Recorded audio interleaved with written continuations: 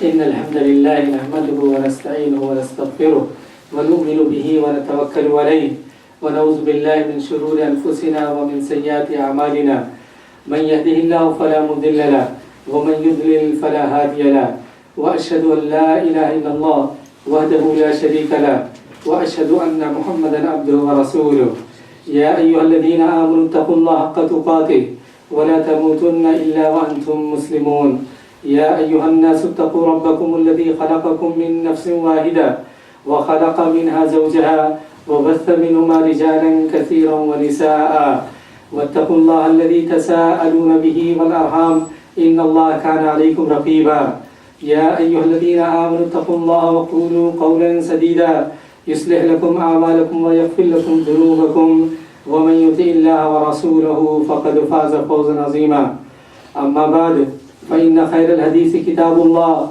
وخير الهدي هدي محمد صلى الله عليه وسلم وشر الأمور محدثاتها وكل محدثة بدعة وكل بدعة ضلالة وكل ضلالة في النار. قال الله تعالى في كتابه المجيد والفرقان الحميد أعوذ بالله من الشيطان الرجيم وإذا سألك عبادي عني فإني قريب أجيب دعوة الداعي إذا دعان فليستجيبوا لي وليؤمنوا بي لعلهم يرشدون. برادران اسلام، دینی اور اسلامی بھائیوں، اسلامی خواتین، پچھلے کا جمعہ سے جو موضوع میں نے اٹھایا تھا وہ یہ کہ اس دنیا کے اندر مختلف طرح کی آزمائشیں اور پریشانیاں انسان کو آتی ہیں. ہونا یہ چاہیے کہ آزمائشوں اور پریشانیوں کے وقت آدمی اللہ کی طرف رجوع کرے، اللہ سے لو لگائے اور اللہ سے اپنی مصیبت اور مشکل کے حل کے لیے دعائیں کریں. خاص طور پر اللہ کے رسول صلی اللہ علیہ وسلم جن الفاظ کے ذریعے دعائیں مانگتے تھے، مسنون جو دعائیں ہیں ان کے ذریعے دعا مانگنا یہ انتہائی افیکٹو ہے. اللہ کے رسول صلی اللہ علیہ وسلم جو الفاظ استعمال کرتے تھے، جس انداز سے مختلف موقع پر جو دعائیں مانگتے تھے، ان کے تھرو دعائیں مانگنا، ان الفاظ کو استعمال کرنا، ان مسنون یا معذور دعاؤں کو استعمال کرنا یہ انتہائی مؤثر ہے. آئیے چند ایک مثالیں میں آپ کے سامنے رکھ کے آگے بڑھنے کی کوشش کرتا ہوں. اللہ کے رسول صلی اللہ علیہ وسلم کے بارے میں صحیح بخاری مسلم کی حدیث ہے کہ کان یقول عند الکرب وفی روایت کان اذا حزبه امر قال. صحیح بخاری مسلم کی مشہور حدیث ہے کہ اللہ کے رسول صلی اللہ علیہ وسلم کو جب کوئی تکلیف پہنچتی یا کوئی مسئلہ لاحق ہوتا، کوئی پرابلم ہوتا، کوئی پریشانی لاحق ہوتی تو کان یقول، آپ کہتے، کیا کہتے؟ لا الہ الا اللہ العظیم الحلیم. اللہ کے علاوہ کوئی معبود نہیں، وہ عظیم ہے، وہ حلیم ہے. لا الہ الا اللہ رب العرش العظیم. اللہ کے علاوہ کوئی معبود نہیں، وہی عبادت کا مستحق ہے، وہ رب العرش العظیم، وہ عرش عظیم کا مالک ہے. لا الہ الا اللہ رب السماوات و رب الارض و رب العرش الکریم. اللہ کے علاوہ کوئی معبود نہیں ہے، وہ زمینوں اور آسمانوں کا مالک ہے اور وہ عرش کریم کا بھی مالک ہے. کہتے ہیں کہ اس دعا کے ذریعے اللہ کے رسول صلی اللہ علیہ وسلم یعنی فریاد کرتے یا یہ دعا پڑھتے جب بھی کوئی مصیبت یا جب بھی کوئی پریشانی لاحق ہوتی. اور یہ جو دعا ہے یہ صحیح بخاری مسلم کے اندر یہ حدیث موجود ہے. انتہائی اتھینٹک ترین روایتوں میں سے ان حدیثوں کا شمار ہوتا ہے جس پر کہ امام بخاری و مسلم نے اتفاق کیا ہو. امام نووی اس حدیث کو روایت کرنے کا ذکر کرنے کے بعد کہتے ہیں ہوا حدیث جلیل ینبغی الاعتناء به والاکثار منه عند الکرب. کہتے ہیں کہ انتہائی عظیم حدیث ہے، انتہائی عظیم دعا ہے. ینبغی الاعتناء به، اس دعا کی طرف توجہ دینی چاہیے. والاکثار منه عند الکرب، پریشانی کے وقت، مصیبت کے وقت زیادہ سے زیادہ یہ دعا پڑھنی چاہیے. اور یہ دعا دیکھیں کتنی آسان ہے، اکثر 3 جملوں میں مشتمل ہے اور تینوں جملوں کے شروع میں لا الہ الا اللہ. لا الہ الا اللہ سبھی فیملیئر ہیں. لا الہ الا اللہ العظیم الحلیم اللہ کے نام ہے، رب العرش العظیم. لا الہ الا اللہ رب السماوات و رب الارض و رب العرش الکریم. تو یہ جو الفاظ اس حدیث کے اندر ذکر کیے گئے ہیں ان کا یاد کرنا ہر ایک کے لیے آسان ہونا چاہیے، اس لیے کہ وہی الفاظ ہیں جس سے ہم اور آپ یہ سارے ہی مسلمان فیملیئر ہیں. امام تبری ایک بہت بڑے عالم گزرے ہیں، وہ کہتے ہیں اس دعا کے بارے میں کان السلف یدعون به ویسمونه دعاء الکرب. سلف اس دعا کو کثرت سے پڑھتے ہیں. سلف کا مطلب وہ ہمارے رائچے سے لوگ جو گزر چکے ہیں، صحابہ، تابعین اور ان کے فالوورز یا ان کے فٹ اسٹیپ پر چلنے والے. امام تبری کہتے ہیں کہ کان سلف یدعون به، سلف اس دعا کو کثرت سے پڑھتے. ویسمونه دعاء الکرب، اس کا نام ہی رکھا ہوا تھا دعاء الکرب، پریشانی کی دعا، مصیبت کے وقت کی دعا، غم اور غم اور افسوس کے وقت کی دعا. اس حدیث کا نام، اس دعا کا نام ہی سلف اور نیک لوگوں نے یہ رکھا ہوا تھا کہ یہ پریشانی کی دعا. اس کے علاوہ ایک دوسری دعا مشہور آتی ہے، اللہ کے رسول صلی اللہ علیہ وسلم فرماتے ہیں، یہ ابو داؤد کی روایت ہے اور حافظ ابن حجر نے فتوحات ربانیہ کے اندر اس حدیث کو حسن قرار دیا. اسی شیخ البانی نے بھی اس حدیث کو صحیح جامع کے اندر حسن قرار دیا، یعنی اتھینٹک حدیث ہے. اللہ کے رسول صلی اللہ علیہ وسلم نے فرمایا کہ دعوات المکروب، مکروب کی دعا کیا ہونی چاہیے. مکروب کن الفاظ میں دعا کرے. مکروب کا مطلب وہ آدمی جسے کرب پہنچا ہو، جو تکلیف میں مبتلا ہو، جسے پریشانی لاحق ہو.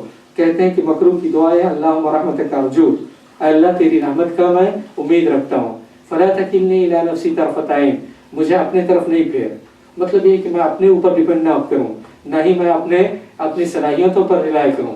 بہت دفعہ ہوتا ہے کہ بعض لوگ اپنے علم پر، اپنے پیسے پر، اپنی قوت پر، اپنی صلاحیت پر، اور بہت سے نوجوان ہوتے ہیں صحت مند لوگ، وہ اپنی صحت پر ان کو ناز ہوتا ہے، ان پر وہ زیادہ ریلائی کرتے ہیں کہ میرے پاس یہ ہے، فلاں اسکل ہے، ایسا ہے ویسا ہے، کوئی پریشانی آئی تو کوئی بات نہیں، بینک میں اتنا بیلنس ہے، یہ وہ یعنی اپنے اوپر تکیہ کرتے ہیں. اللہ کے رسول صلی اللہ علیہ وسلم فرمائے کہ نہیں، مکروب کی دعا یہ ہونی چاہیے اللہم رحمتک ارجو، اے اللہ تیری رحمت کی میں امید کرتا ہوں. لا تکلنی الی نفسی طرفۃ عین، مجھے اپنے طرف سے نہیں پھیر، یعنی میں اپنے اوپر ڈیپینڈ نہ ہوں، اپنے اوپر تکیہ نہ کروں.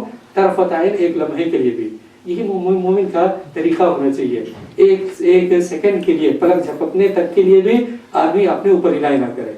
اپنے اوپر بھروسہ نہ ہو کہ یہ میری صلاحیت ہے، یہ میرا پیسہ ہے، یہ میرے اسکلز ہیں، یہ میرے فیملی ہے، یہ میرے رشتہ دار ہیں، یہ میرے بھائی اخوان ہیں، اور یہ میرے ہیلپرس اور فالوورس ہیں. نہیں، یہ کوئی کسی کام نہیں آئیں گے اگر اللہ تعالیٰ نے کوئی نقصان پہنچانا چاہا. اللہ پر بھروسہ ہونا چاہیے. اللہ کے رسول صلی اللہ علیہ وسلم فرماتے ہیں کہ اگر کوئی آدمی مکروب کی دعا یہ ہے، ان الفاظ میں دعا کرے اللہم رحمتک ارجو لا تکلنی الی نفسی طرفۃ عین لا الہ الا انت، تیرے سوا کوئی عبادت کے لائق نہیں. دعوت الذنون، ایک دوسری دعا بھی ہے پریشانیوں کی جو اللہ کے رسول صلی اللہ علیہ وسلم نے بتایا. وہ دعا کیا ہے؟ آپ نے کہا دعوت الذنون، ذنون کی دعا. یہ بھی اتھینٹک حدیث ہے جس کو کہ امام ترمذی نے روایت کیا ہے اور شیخ البانی نے اس حدیث کو صحیح قرار دیا ہے صحیح جامع کے اندر. اللہ کے رسول نے فرمایا کہ دعوت الذنون، ذنون کی بھی ایک دعا ہے. ذنون کون ہے؟ یہ وہ پیغمبر ہیں جو مچھلی کے پیٹ میں چلے گئے تھے، یونس علیہ السلام. یونس علیہ السلام جن سے تھوڑی سی بھول ہوئی تھی اور اس کی وجہ سے اللہ تعالیٰ نے ان کو تنبیہ کرنی چاہیے، مچھلی کے پیٹ میں چلے گئے.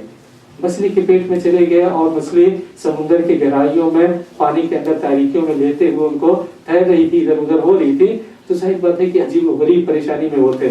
اس طرح کا جیل کا تصور کوئی آدمی اس دنیا میں نہیں کر سکتا کہ کس کوٹری میں اللہ تعالیٰ نے ان کو قید کر دیا تھا. اس وقت انہوں نے دعا مانگی دعوت الذنون. اور ذنون کی دعا کیا تھی؟